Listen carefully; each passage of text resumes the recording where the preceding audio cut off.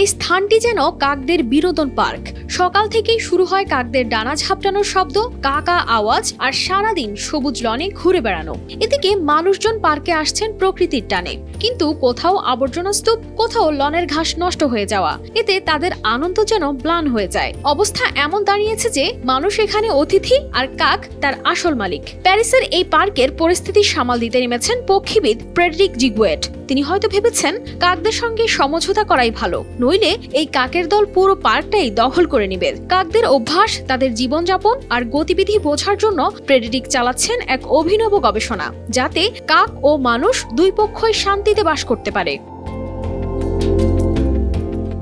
2015 সাল থেকে পার্কে কাজ করছেন জার্দিন দে প্লান্তেস।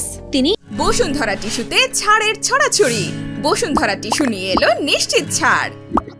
এখানে একটি ছোট খাঁচা স্থাপন করেছেন, যেখানে কাক ধরে তাদের শরীরে বিশেষ রিং লাগিয়ে দেন। কখনো কখনো জিপিএস বিকনও লাগানো হয়। একবার এমন একটি কাক উড়ে প্যারিস থেকে বেলজিয়ামের শার্লেরয় পর্যন্ত গিয়ে আবার ফিরে আসে। এই পর্যবেক্ষণ কাকের বিস্ময়কর গতিবিধি সম্পর্কে তাকে গুরুত্বপূর্ণ তথ্য দেয়। ফ্রেডরিক বুঝতে পেরেছেন এই সমস্যার আসল মূল খাদ্যের সহজলভ্যতা। প্যারিসের আবর্জনার স্তূপ কাকদের জন্য এক বিপুল আকর্ষণ। তাই তিনি মনে করেন, যদি খাদ্যের উৎস নিয়ন্ত্রণ করা যায় এবং আবর্জনা ব্যবস্থাপনা উন্নত করা হয়, তবে কাকের সংখ্যা স্বাভাবিকভাবে কমে আসবে।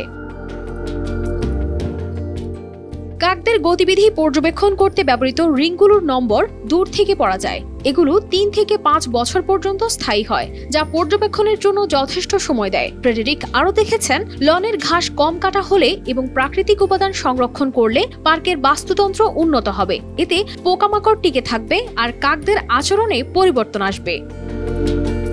ফ্রেডরিকের গবেষণা কেবল সমস্যা চিহ্নিত করাতেই থেমে থাকেনি। তিনি দেখিয়েছেন, প্রকৃতির সঙ্গে সংঘাতে না গিয়ে সমঝোতার পথ খুঁজতে হবে। কাকের দল প্যারিসের পার্কে থেকে গেলেও মানুষের সঙ্গে তাদের একসঙ্গে থাকার একটি উপায় বের করা সম্ভব।